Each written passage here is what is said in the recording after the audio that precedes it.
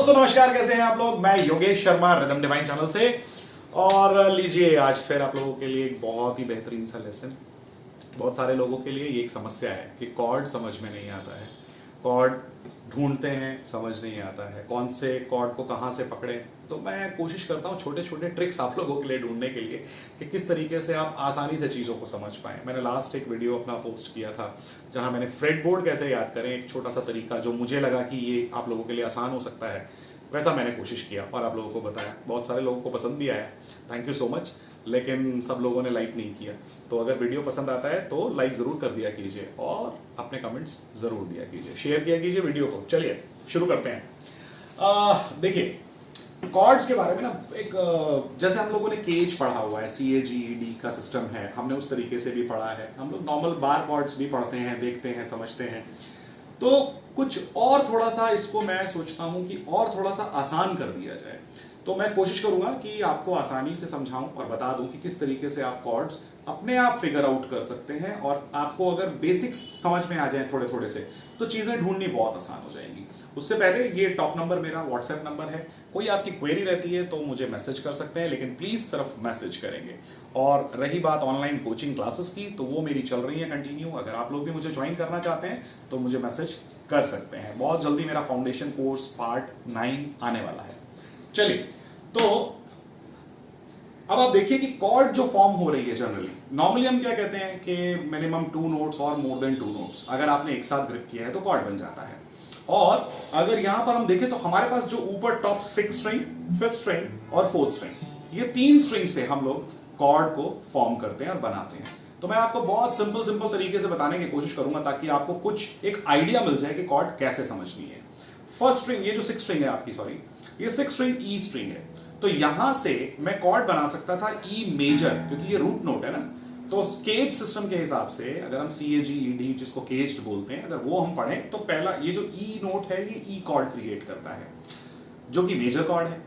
अभी मैं क्या सोचता हूं, एक और फॉर्मूले के हिसाब से अगर देखें तो ई कॉर्ड जो मेजर बना रहा है तो वो ई कॉर्ड माइनर भी बना रहा है। तो यहां पर एक कॉर्ड मैं माइनर ले लेता हूं। अगर मैं यहां पर एक माइनर कॉर्ड ले लेता हूं तो इसका जो रिलेटिव थर्ड है जो हम देखते हैं, ई माइनर का रिलेटिव नोट कौन है? रिलेटिव आपको पता ही है, मैंने पढ़ाया हुआ है। अगर आपको नहीं मालूम है तो डिस्क्रिप्शन बॉक्स में देखिए, मैंने सर्कल ऑफ 5, सर्कल ऑफ 4 वहां पे लिंक है, आप देखिएगा, समझ में आ जाएगा। और मैंने उसी में रिलेटिव भी पढ़ाया हुआ है, रिलेटिव्स कैसे होते हैं उसी के अंदर बताया हुआ है, तो एक बार चेक कर लीजिएगा।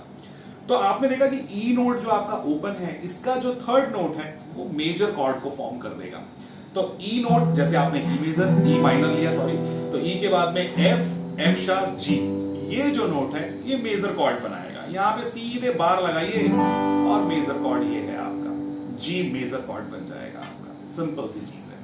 तो हमने इसको कहां से ढूंढा? माइनर कॉर्ड से ढूंढा। ई माइनर, यानी कि ई माइनर से तीसरा नोट जो हमने यहाँ पे किया जी, तो ये कॉर्ड बनाया। अब फॉर एग्जांपल एक चीज और देखिए कि इसी फॉर्म में ये जो ई माइनर कॉर्ड है, तो ऑब्वियस सी बात है कि जब ये कॉर्ड आगे बढ़ेगी तो सारे माइनर ही फॉर्म करेगी, क्योंकि हम इसी शेप को आगे लेकर के जा रहे हैं। तो यहां से अब आप देखें कि अगर आपने इस नोट से, क्योंकि आपने ई माइनर के बाद एफ माइनर बनाया है, तो इसका जो तीसरा नोट है वो ये रहा, जी शार्प। यहां बार लगा दीजिए, ये आपका एफ शार्प मेजर कॉर्ड है, sorry G sharp major chord है।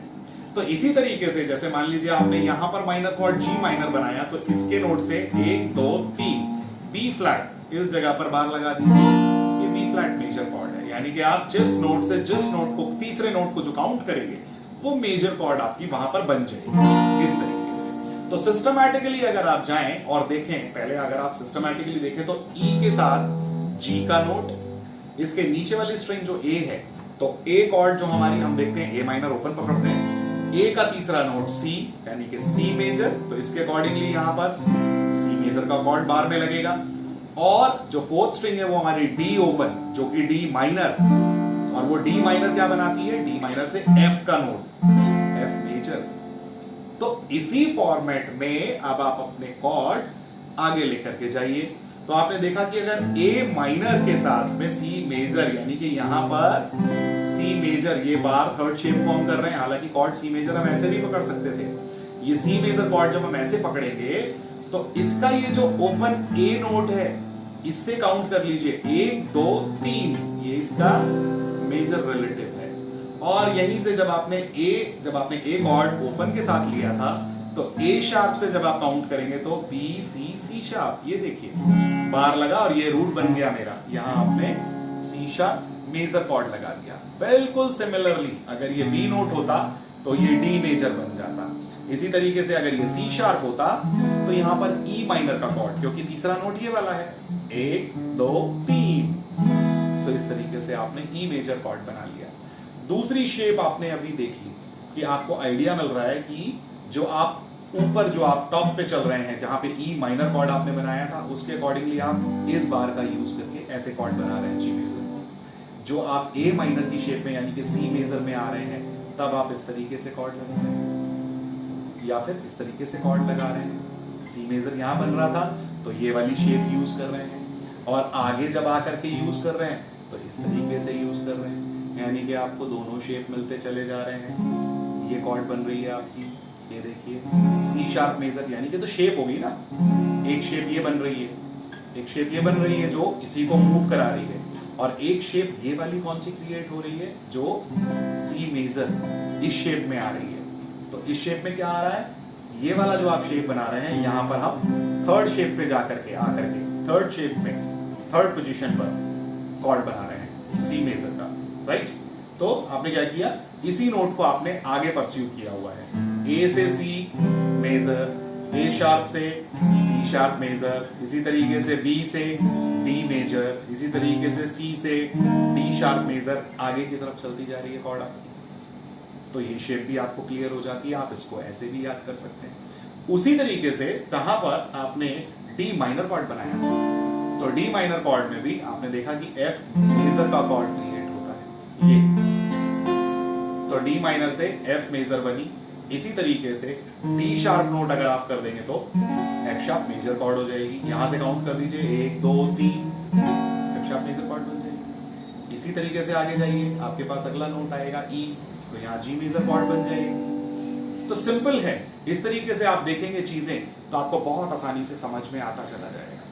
दूसरी एक चीज और देखिए, इसी तरीके से फॉर एग्जाम्पल आपने डी मेजर कॉर्ड पकड़ा हुआ है, तो अब आप देखिए जरा कि डी मेजर से D E F sharp G A, पांचवा नोट जो है डी मेजर, ये जो ओपन नोट आपका प्ले हो रहा है यहां पर, इसके ऊपर वाला जो नोट है वहां पर ऑटोमेटिकली एक कॉर्ड क्रिएट हो रही है डी मेजर से ए मेजर कॉर्ड, पांचवा नोट, जो कि ये देखिए रूट नोट फोर्थ ओपन है। तो जब आपने इसको प्ले किया और इसका पांचवा नोट जो भी है वो ए है, तो यहां पर ए मेजर बार कॉर्ड बन जाती है, और ए के ऊपर जो ई ओपन है वो ए का पांचवा नोट है, ए मेजर स्केल का फिफ्थ नोट है ना, परफेक्ट 5, तो वो ए आपका ई मेजर कॉर्ड बना देता है। तो आपने देखा डी ए और ई, अब यही फॉर्मेट आगे बार कॉर्ड्स को क्रिएट करता है। जब आप यहां डी मेजर लगा रहे हैं, इसी तरीके से आप फिर आगे चल करके नेक्स्ट कॉर्ड को लगा देते हैं, और इसी तरीके से जब आप ए मेजर बनाते हैं तो ए मेजर को भी ए शार्प बी सी बना देते हैं। देखिए सर्कल अपने आप घूम रहा है, और ई मेजर जो कॉर्ड आपने बनाया उसी को आगे एफ शार्प जी बना देते हैं। तो सिंपल सा प्रोसेस है, थोड़ा सा मैंने आपको एक ऐसा आइडिया दिया है जिससे कि आप मिला करके, ढूंढ करके, समझ करके बहुत आसानी से अपने कॉर्ड्स को समझ सकते हैं। तो उम्मीद करता हूं कि ये छोटा सा लेसन आप लोगों को पसंद आया होगा। अगर समझ में आया, पसंद आया तो इसे लाइक कीजिए, शेयर कीजिए और चैनल को सब्सक्राइब कीजिए। मिलते हैं एक नए लेसन के साथ में। Wish you all the very best, take care, bye bye.